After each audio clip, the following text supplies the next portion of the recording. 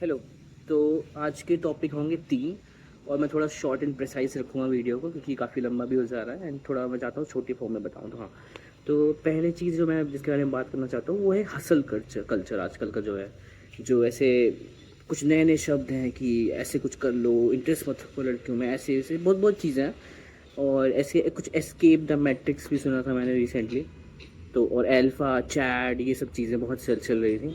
तो उस चीज़ पे मैं एक बात रखूँगा अपनी कि एस्केप वॉट एग्जैक्टली, लाइक तुम क्या चीज़ एस्केप कर रहे हो? तुम पैसे के पीछे तो भाग रहे हो ना। At the end of the day तुम पैसा दे रहे हो, what colour is my Bugatti बोल रहे हो।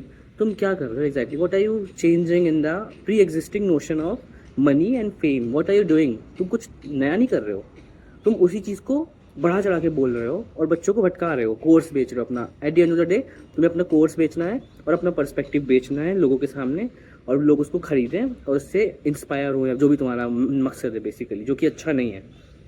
क्योंकि अगर कोई चैट बोल रहा है तुम्हें उन चीज़ों के लिए जो नहीं होनी चाहिए basically, for calling out women in like such objectifying ways, and उन लोगों को ऐसा टूल ही बताना कि नहीं नहीं है तो है, ये है वो है।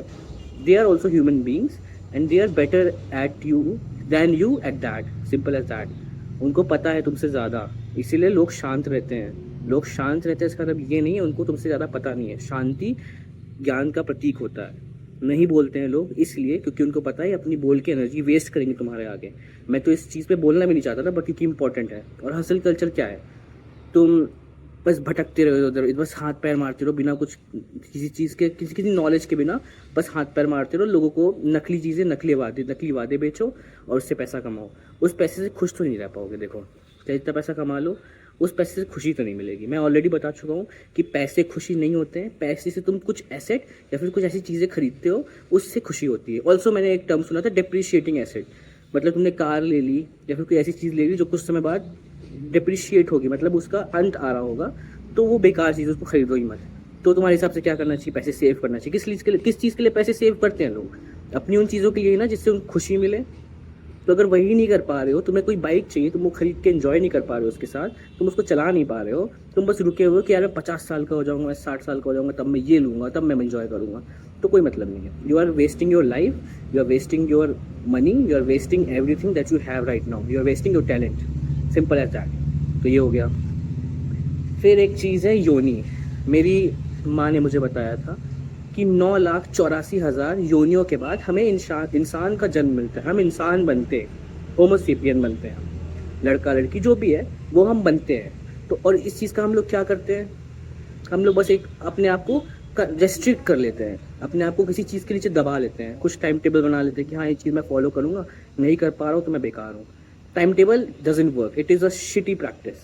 बस जर्नलिंग करो, उस पर अपने गोल्स लिखो कि हाँ मुझे इतने दिन में, 7 दिन में, 10 दिन में, 1 महीने में ये काम कंप्लीट करना है। फिर तुम चाहे उसको 1 दिन में कर दो, चाहे 7 दिन में करो, तुम्हें वो करना है, तुम वो डिसाइड करके रख लो। उसके लिए टाइम टेबल की ज़रूरत नहीं। टाइम टेबल तब बनाओ जब तुम्हें लगता है कि तुम्हारे अंदर डिसिप्लिन नहीं है। लेकिन अगर तुम्हें लगता है कि तुम्हारे अंदर डिसिप्लिन आ रहा है तो वो टाइम टेबल की ज़रूरत नहीं है। Time table is just a way of restricting your self. तो अपने आप को रिस्ट्रिक्ट मत करो, इन्जॉय करके काम करो। एंड ऐसा काम होना चाहिए जो तुम इन्जॉय कर रहे हो, जिसके लिए तुम्हें बैठना नहीं पड़ रहा है 8-8, 10-10 घंटे। एंड वही चीज़ है यार, टॉपर्स क्या बताते हैं? मैंने 7 घंटे पढ़ाई की। कैसे पढ़ाई की ये कोई नहीं बताता। न्यूज़ में भी ये लिख के आता है कि ये टॉपर है, इसने 7 घंटे पढ़ाई की है और इसको सब मिल गया 7 घंटे पढ़ाई करके। 7 घंटे उसने क्या पढ़ा, कैसे पढ़ा, कैसे डिवाइड किया टाइम, नहीं पूछता कोई। बस 7 घंटे लिख लेते हैं पेरेंट्स और कहते हैं कि बच्चा हमारा 7 घंटे नहीं पढ़ रहा है तो वो पढ़ ही नहीं रहा है। ये नहीं देखते कि उसको आता कितना है, या फिर ये नहीं देखते कि उसको पता कितना है, फिर वो कितना कर सकता है। उसकी कैपेबिलिटी पे जज नहीं करते हैं, उसके लर्निंग प्रोसेस पे जज करते हैं कि उसने 7 घंटे नहीं पढ़ा है या फिर वो 7 घंटे लैपटॉप किसी चीज़ के आगे नहीं बैठा है। और एक और चीज़ बहुत इंटरेस्टिंग चीज़ है, ये तो नया टॉपिक निकाल रहा हूँ, बट हाँ, अगर बच्चा फ़ोन चला रहा है तो वो पढ़ाई नहीं कर रहा है, अगर वो लैपटॉप के आगे बैठा है तो वो पढ़ाई कर रहा है। Make it make sense. मतलब लैपटॉप के आगे बच्चा गेम भी खेल रहा हो या फिर कुछ कुछ कर रहा हो जो नहीं समझ में आ रहा है पेरेंट्स को, या फिर किसी को समझ नहीं आ रहा है कि बच्चा क्या कर रहा है, लेकिन लैपटॉप पे अगर कर रहा है तो वो पढ़ाई ही है। और अगर फ़ोन पे वैसे ही कुछ फ़ोन पे कुछ वीडियो देख रहा है, कुछ यूट्यूब पे देख रहा है, फ़ोन पे कुछ करने की कोशिश कर रहा है, तो फ़ोन चला रहा है वो। सारी फसाद की जड़ फ़ोन हो जाती है ना।